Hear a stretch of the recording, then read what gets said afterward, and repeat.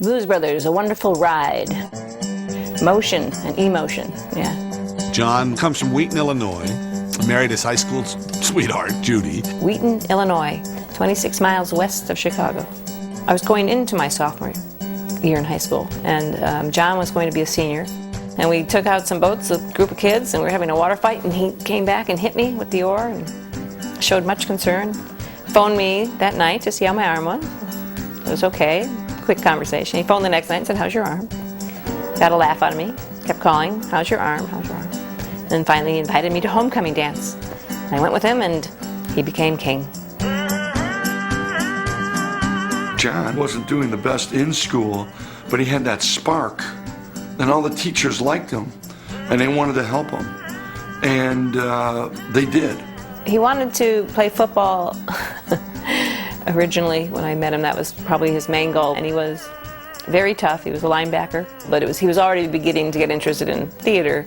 And I always thought, well, if he went into theater, he'd probably be like someone like Frank Sinatra, you know, like someone who would, you know, use music and act and be very successful.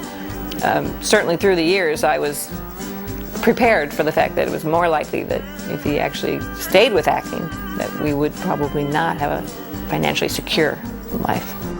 He promised me if he couldn't make a living with acting by the time he was 30 that he would quit and get a real job. April 1st, 2004, we got a star on the Hollywood Walk of Fame for Mr. John Belushi. And we picked April 1st because it's April Fool's Day. And what better day to honor my brother than April Fool's Day? My first nickname for him was Cookie, from the Cookie Monster. He had such a great face and such a way about him. When I think about him, he was like something out of a storybook for children because his sensibility was one, and Dan shares this, of just utter and complete generosity. The night that John got lost, we couldn't find him, and the mall was abandoned, and there was grass growing up in the parking lot, and there was sort of a path there, the only path. We couldn't find him. We were shooting in the mall, 3 in the morning, needed to get a shot, look around, he's not there. I follow the path, go out to the suburb, I look, it's all, you know, suburban houses, all dark, but down like 2 or 3 blocks, I see a light on, like the only guy up.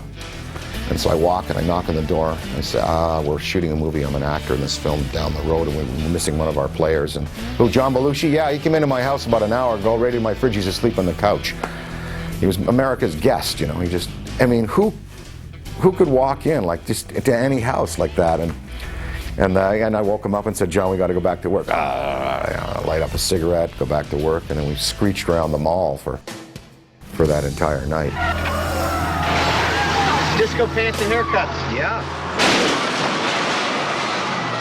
I know that the metamorphosis of Jake, from John to Jake, started in Eugene, Oregon, when we were shooting Animal House. We went out one night to see a local group. There was a young guitar player named Robert Cray, and he had another fellow with him, Curtis Salgado, who played harp and sang, and we were kind of attracted to him because he reminded us of Danny.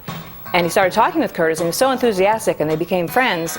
And Curtis was this, I mean, he was 19, I think, and he was just an encyclopedia of blues and soul and rhythm and blues, and he would come with armloads of tapes or records, and they'd sit and listen to everything, and then John started making tapes. He'd have his own tapes in his pockets and carrying them around, and the more that he got into it, the more he liked it, and started singing along, as he would. He always liked music.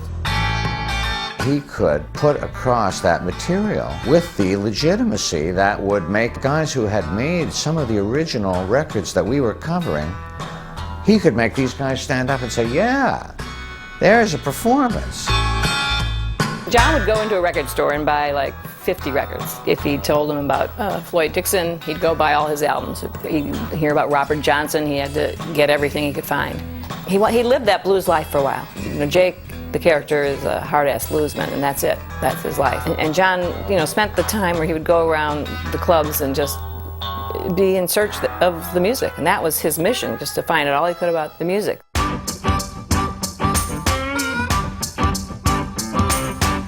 John used to always say in the concerts, I advise each and one of you to get out and buy as many blues albums as you can.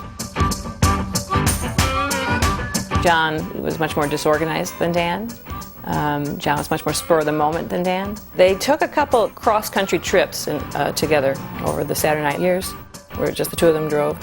And Danny says that he fashioned a lot of what came about the relationship when they drove, and even their relationship in general came out of those trips. And where John would always be yelling at him for driving too fast and slow down when he's trying to kill us, and doing those kind of throwaway things like the lighter if it doesn't work out the window.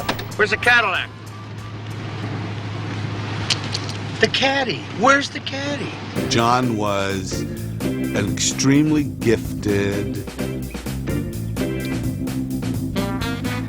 larger-than-life personality. Very, very funny. Very, very sweet. To make the impact John did in such a short time is quite remarkable. He was brilliant on camera, kind of unpredictable in the rehearsal process, but then he would just ignite on screen. You were the backbone, the nerve center of a great rhythm and blues band. I don't think you can achieve the kind of heights that he achieved in his sadly short life without having that kind of drive. You can make that live, breathe, and jump again. I do have one personal story. My dad was a captain of a submarine in the Second World War. And John loved talking about that war. So on a trip coming out to LA, he was, of course, in first class, but could never sit still. And it just so happened my parents were in coach in the back of the aircraft. Those were the days where you could walk the airplane up and down, saying hi to everybody. And on one of these trips back to the back of the aircraft, my mom said to him, John Belushi? Yes, I'm Deborah Nadoolman's mother. And he sat with my parents for the rest of the flight, asking my father about what it was like being in the submarine. And Belushi couldn't get enough of it, and they came off the flight together. But it's typical John story. Sat with my parents for the rest of the flight, and he was fascinated. Right now, I just completed, actually, handing in a draft of a book called BELUSHI.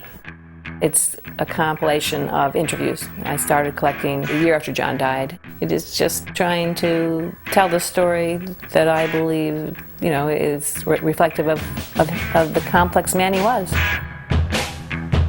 I thought when John died it was over, and here we are 25 years later. It's been an incredibly wonderful adventure the whole time. And of course, as I say, when I walk into my nightclub there, in Las Vegas at the top of the Mandalay Bay Hotel with the view of the Strip, do I think of Johnny or what? Man, wow.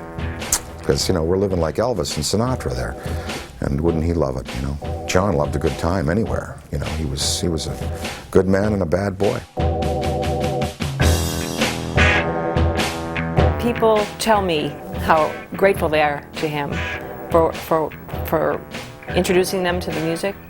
Just whatever level it is that people feel like he touched them on, they want to tell me. And it's really quite a lovely thing. One thing I can say about my brother John, he was really funny. Funny! He had a funny face, he had funny expressions, he said things funny. I ran out of gas. I had a flat tire. I didn't have enough money for cab fare.